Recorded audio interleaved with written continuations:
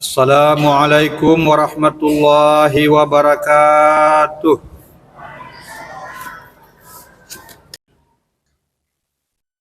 Alhamdulillahilladzi arsala rasulahu bil huda wa dinil haqqi liyudhhira 'alad dini kullihi walau karihal musyrikun.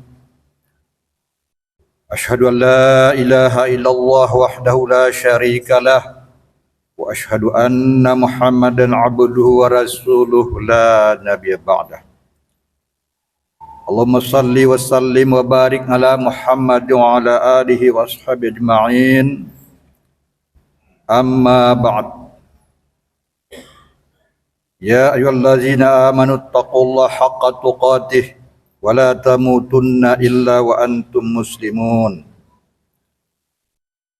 A'udzubillahi samil alim minasy syaithanir rajim.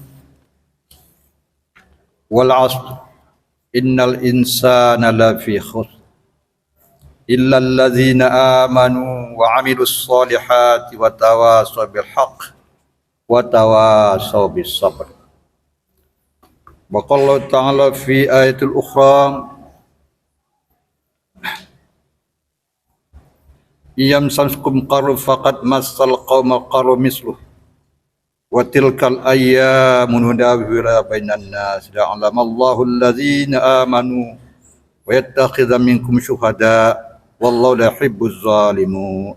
Wallahu la yuhibbuz zalimin. Shadaqallahul azim. Saudara-saudara sekalian, marilah kita sampaikan puji syukur kepada Allah Subhanahu wa taala atas seluruh anugerah nikmat yang diberikannya kepada kita. Pada hari ini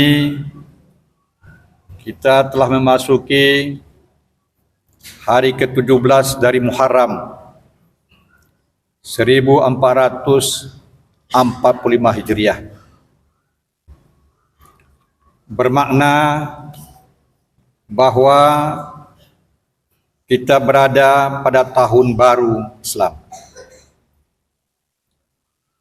Setiap pergantian tahun, wajarlah kita kalau kita mengevaluasi diri atau muhasabah untuk lebih menatap masa sekarang dan masa depan yang lebih cerah.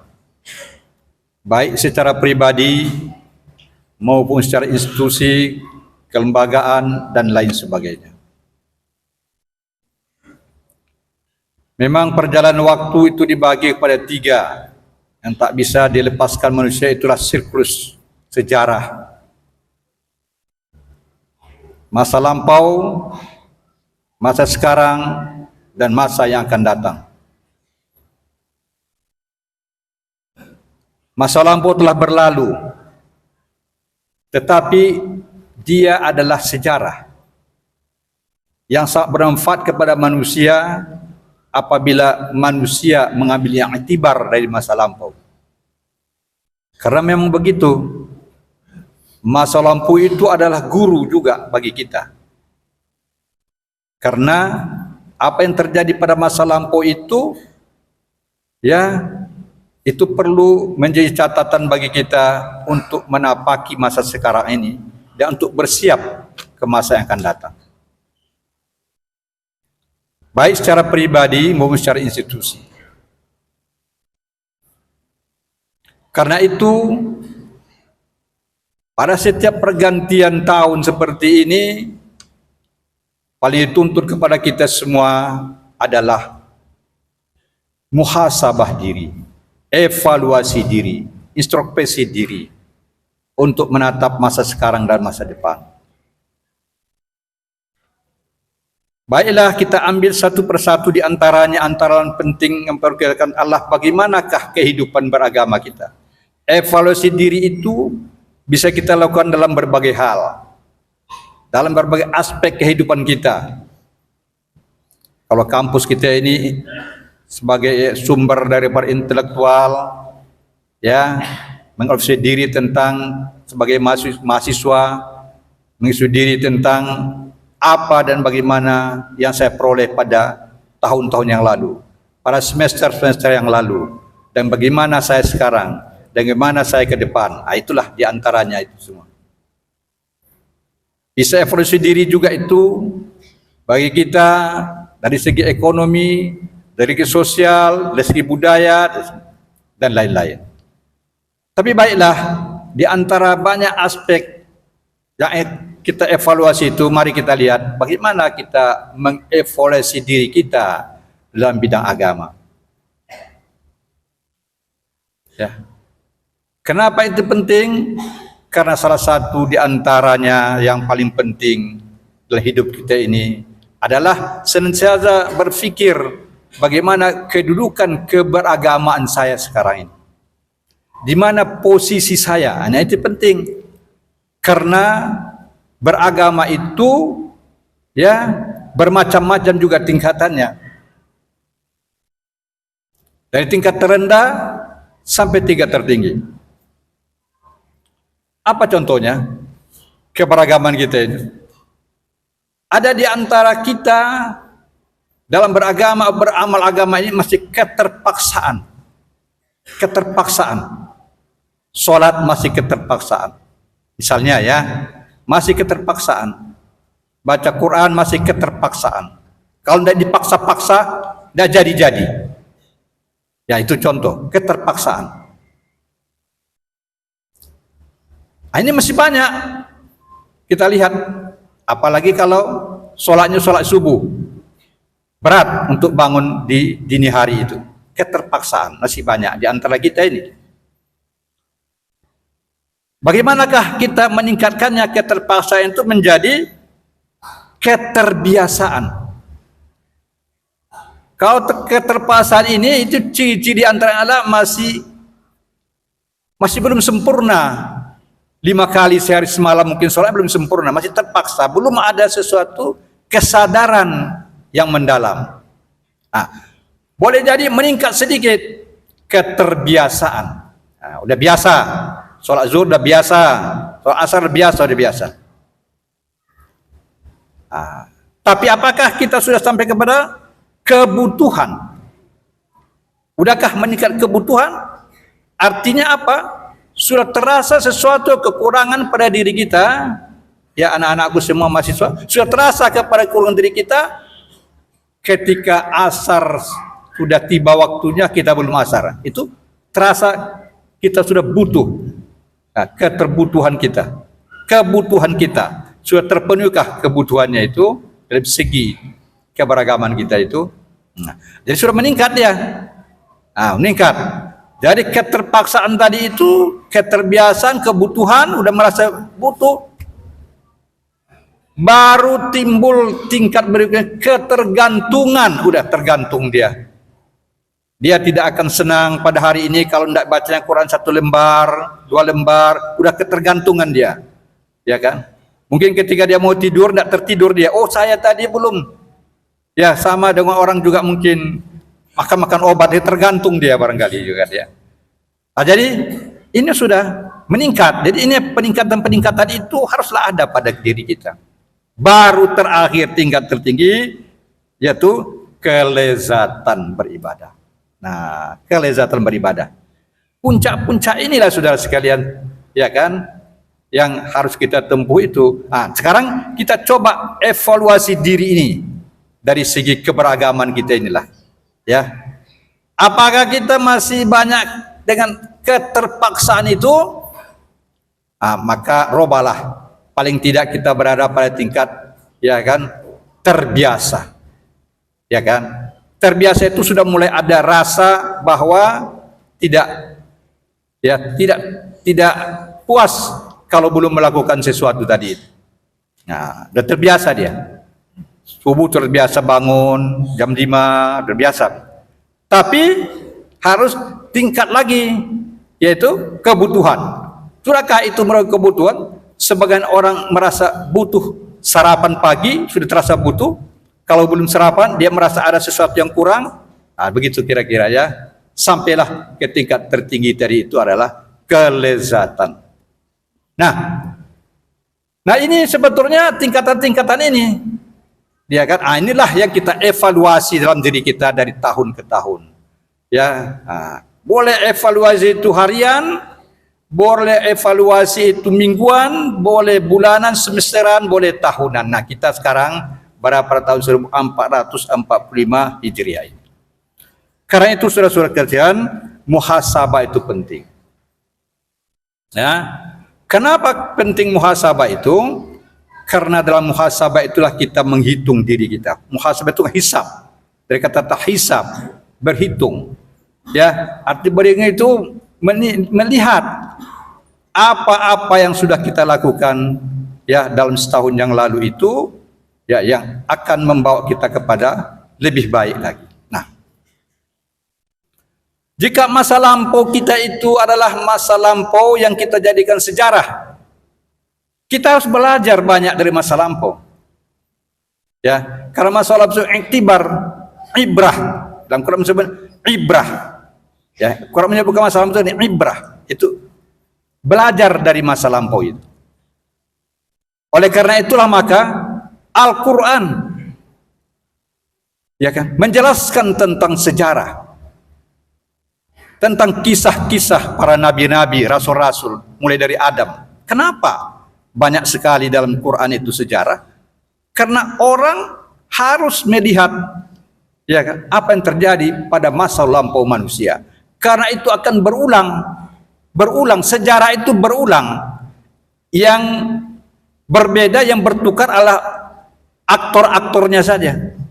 Berulang, sejarah itu berulang itu. Yang berbeda aktor-aktornya. Tetapi kalau esensi sejarah itu tetap. Nah, zaman dahulu ada orang-orang jahat, ada orang-orang yang durjana, seperti Fir'aun, Namrud, ada orang-orang baik menyebarkan kebajikan, ya, Musa, Harun, Ibrahim, contoh ya. Nah, itu tetap ada tokoh-tokoh yang sepertinya ada sepanjang zaman.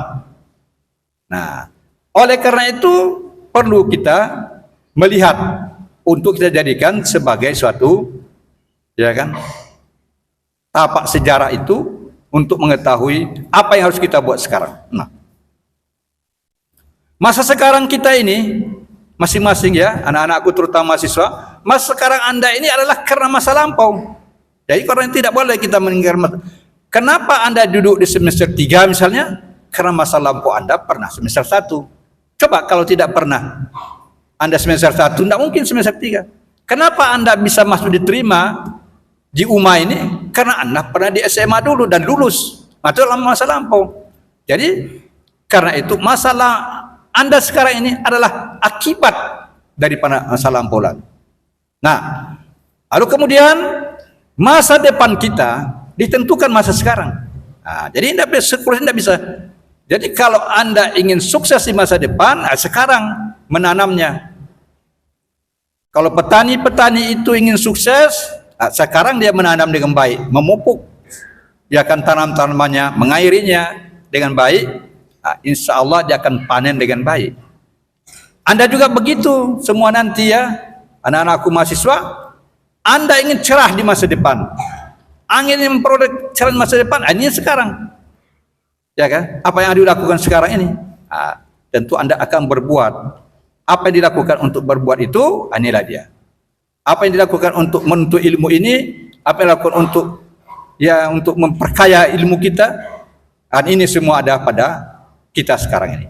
Ketergantungan kita pada saat sekarang ini. Inilah dia yang kita sebut dengan siklus sejarah yang sekarang ini yang kita lalui itu.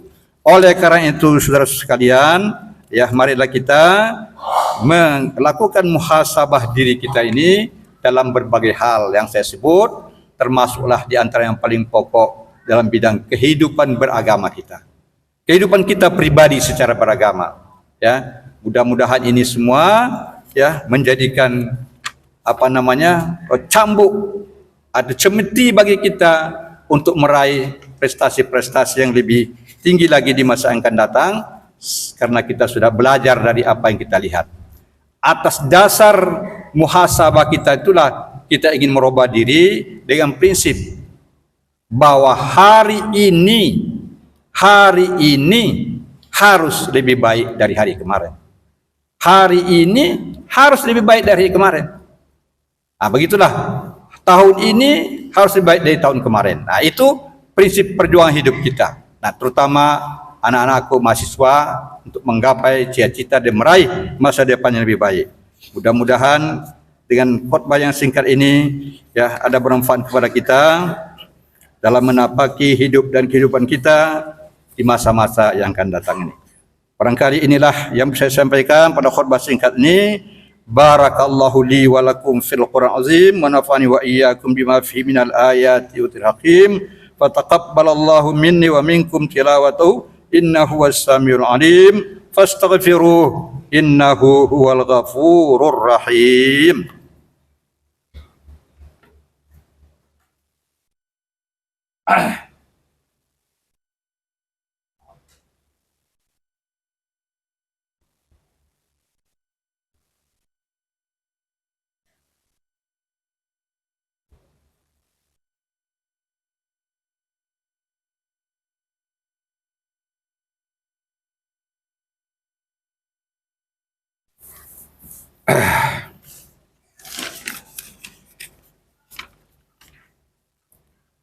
Alhamdulillahilladzi arsala rasulahu bil huda wa dinil haqqi liyudhhirahu 'alad dini kullihi walau karihal musyrikun.